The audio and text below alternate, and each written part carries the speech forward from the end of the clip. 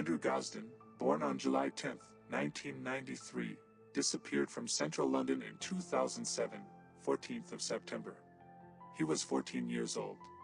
On that day, Gosden left his home in Doncaster, South Yorkshire.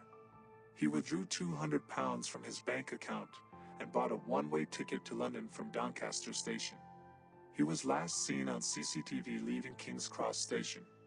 He was wearing a black Slipknot t-shirt, black jeans, trainers, a watch on his left wrist, and carrying a black satchel with patches of rock and metal bands on it. Despite numerous national appeals for information in the years following his disappearance, Andrew's reason for traveling to London that day, and his subsequent fate, have not been established. Andrew lived in Doncaster, South Yorkshire. Andrew's parents are both committed Christians. Prior to his disappearance, Andrew had not been to church for 18 months. He had been a Cub Scout, but a few months before his disappearance, Andrew told his father that he would no longer involve himself with the group. Andrew's family described him as a home bird, who rarely left the house and never without saying where he was going. Andrew was a gifted student with a 100% attendance record. He was also on the Young Gifted and Talented program, and he had been expected to score straight A's in his examinations. Andrew was also described as a prize-winning mathematician who seemed destined for Cambridge, but he tended to say little about his school life to his parents.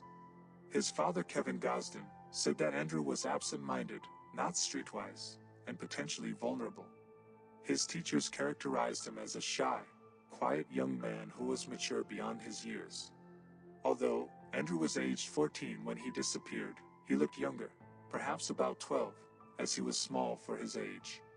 Andrew wore strong prescription glasses, is deaf in his left ear, and has a distinctive double ridge on his right ear. Andrew owned a couple of phones between the ages of 10 and 12, but he rarely used them and subsequently lost them. He was given a new phone for his 12th birthday, but also rarely used it and did not want to replace it when he lost it. When his parents offered to replace the lost phones, he stated that he would prefer a new Xbox instead. At the time of his disappearance, Andrew was 8 days into the new school year after returning from the summer holidays. In the days leading up to his disappearance, Andrew twice chose to break his normal routine. His parents reported that he told them he walked home from school rather than taking the bus. The evening before the day of the disappearance, the family ate together as usual, and they all washed the dishes afterwards. Gosden spent an hour making a jigsaw with his father. On the morning of his disappearance, Andrew had difficulty waking up and seemed particularly irritable. His mother, Glenys Gosden, has stated that this was unusual as he was normally awake on time. At 8:05 a.m., Andrew left his house and was witnessed walking across the local park to his usual bus stop by family friend, Reverend Alan Murray, who was sitting on a bench in the park. Instead of taking the school bus, Andrew diverted from his usual route and walked to an ATM at a local garage. He withdrew £200 from his bank account, which was almost all of his money. Gosden was then captured on a neighbor's CCTV system returning home. At home, Andrew placed his uniform in the washing machine and his blazer on the back of his chair. He then changed into casual clothes, the Slipknot t-shirt and black jeans, and took a bag with various patches of rock and metal bands.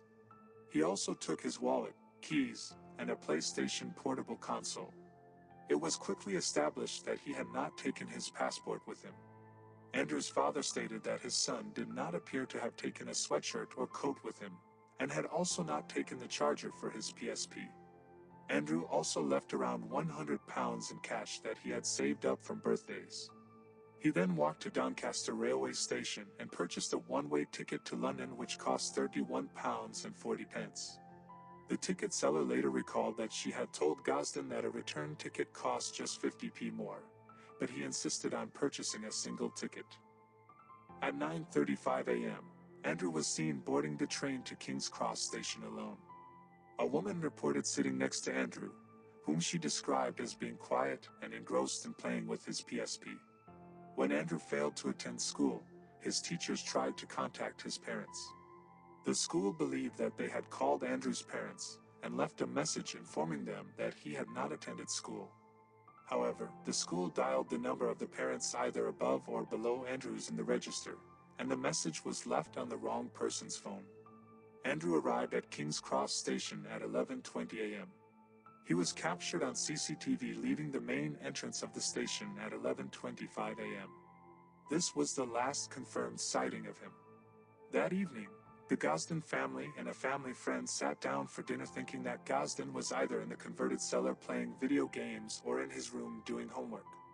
When the family discovered that he was not in the house, they initially thought he could be with a friend or a neighbor, and had simply lost track of time.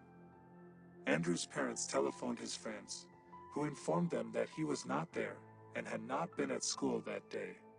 At around 7 p.m., the police were called. 3 days later, after speaking to the woman who had sold Gosden his train ticket, the police confirmed that he had traveled to London. The ticket seller at Doncaster Station remembered Andrew because he had refused a return ticket, despite it only costing a small amount more than a single.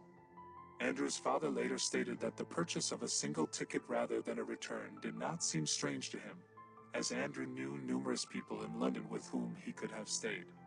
Initial searches in London focused on the Chalhurst and Sidcup areas, where the Gosden family have relatives. 3 weeks later, CCTV footage at King's Cross was again reviewed by British Transport Police and South Yorkshire Police, who identified Andrew. The family and the police investigated the possibility that Andrew had gone to London to meet someone whom he had met over the internet. However, there was no evidence for this. Andrew did not use a computer at home. His father stated that Andrew did not have an email address and had not set up an online account on either his Xbox or his PSP. The police took the computers from Andrew's school and Doncaster Library, but their digital forensic investigations found no trace of any activity by Andrew. The only computer in the house was his sister's laptop, which had only been in her possession for 8 weeks. Andrew's sister has stated that he did not seem interested in social media or connecting with other people through the internet, as he just didn't seem social. The night of his disappearance, 30 Seconds to Mars played the Brixton Academy, and Sick played a rescheduled farewell show at the Carling Academy. At that time, 122 possible sightings had been reported from all over Britain. Andrew's father said there were 2 or 3 sightings within the first week of the disappearance that seemed credible. Andrew's family believed the most plausible sighting to be the one at the Pizza Hut on Oxford Street on the day he went missing. Other reported sighting locations included a park in Streatham, then further afield in South Wales, Birkenhead and Plymouth. In 2009, 2 possible sightings were reported, one outside the Natural History Museum, and the other in a pub in Southend. None of these sightings could be verified. According to Andrew's father, none of the sightings were followed up by the police, and the woman who reported the Covent Garden sighting was not spoken to until 6 weeks after the disappearance. In November 2008, a man visited a police station in Herefordshire, West Midlands, and used the intercom system to talk to a police officer, stating that he had information about Andrew. As it was in the evening, the intercom system was in use rather than a staffed reception. By the time an officer arrived to take the details, the man had left. Police later appealed for him to get back in touch. Later, an individual claiming to be the man at the police station wrote anonymously to the BBC after it featured the case on the One Show. He gave details of a possible sighting of Andrew Gosden in Shrewsbury in November 2008.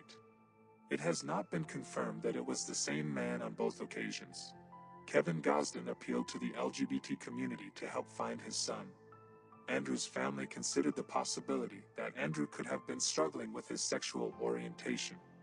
In May 2011, the family paid a private company to conduct a sonar search of the River Thames, using the same technology that is used to locate victims and objects at sea.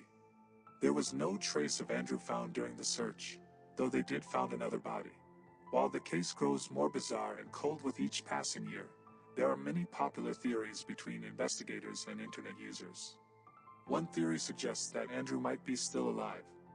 In June 2018, the Gosden family said that someone had reported an online conversation with a person with the username Andy Rue who claimed that their boyfriend had left them, and they needed £200 to cover rent. When someone offered to send them money, The user claimed they did not have a bank account as they had left home when they were 14 because they felt like it. Andrew's father says this lead turned into yet another dead end in the investigation, but at least it served to push the case back into the spotlight. Another theory is that Andrew took a trip to attend a music show without informing his family, and either met with foul play or fell victim to a fatal accident. And the last theory, which is the most disturbing, is that Andrew was groomed by an adult counselor at a sleepaway at the Gifted and Talented program. In 2019, a now deleted Reddit user posted that they believed Andrew wasn't groomed on the internet by a stranger, but locally by a counselor over his summer break. On 11th of January, 2022, there was a huge breakthrough in the case when the South Yorkshire Police said that on 8th of December, 2021, detectives had arrested two men aged 38 and 45 on suspicion of kidnapping and HT. The older man's arrest was also connected with possession of CP. Both men have been released under investigation while inquiries continue. They are believed to be the first arrests made in connection to the disappearance. The following day, it was announced that numerous devices had been seized from the men for forensic investigation, which police said could take 6 months to a year. This month, South Yorkshire Police said that the men remain under investigation.